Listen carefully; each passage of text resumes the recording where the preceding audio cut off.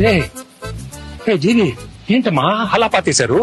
మా వైజాగ్ బీచ్ లో లోపల ఇసుక లోపల ఇలా ఏంటమ్మా?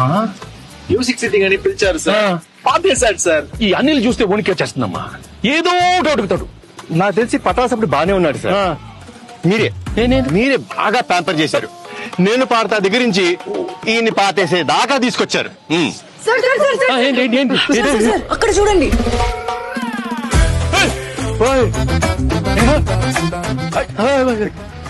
అనిల్ ఏంటి అనిల్ ఈ కత్తి? కత్తి లాంటి ప్రమోషన్ చేస్తున్నానని ఫ్యాన్స్ నా చేతిలో కత్తి పెట్టి ఈ తలపాగా పెట్టి కాన్సెప్ట్ కింగ్ అని ఒక బిరుదు ఇచ్చారు సార్. కానీ ఈ కత్తి చూడగానే ముహూర్తం రోజు ఒక కత్తి లాంటి ఒక వైరల్ ఐడియా చేయాలని. కానీ ఎన్ని ఎన్ని ఎన్ని ఐడియాలు నేనే ఇవ్వాలి? ఒక ఐడియా మీరు ఇవ్వచ్చు కదా. కత్తి లాంటి ఐడియా ఇస్తానమ్మా. అప్పుడు కత్తి మీ చేతిలో ఉండాలి సార్.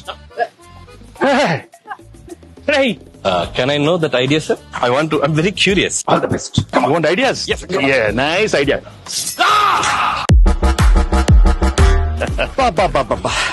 రావిపూడి రక్తంతో విజయ తిలకం దిద్దిన వెంకటేష్ గారు. ఎలా ఉంది అనిల్?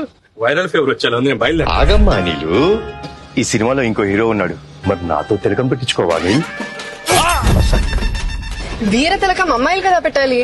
ఇద్దర్లో ఒక్కడ పెట్టండి ప్లీజ్. ఇద్దరం పెడతాం.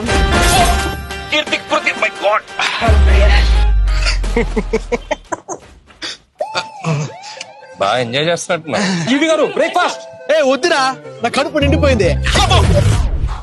ఎంత రాయలసీమ బ్యాక్ డ్రాప్ అయితే మాత్రం మరీ అంత రక్తపాతం అవసరమా? మనది ఫ్యామిలీ బ్యాక్ డ్రాప్ ప్లీజ్. మేమంతా ఇప్పుడు కలిసాం, వచ్చే సంక్రాంతికి మిమ్మల్ని కలుస్తాం.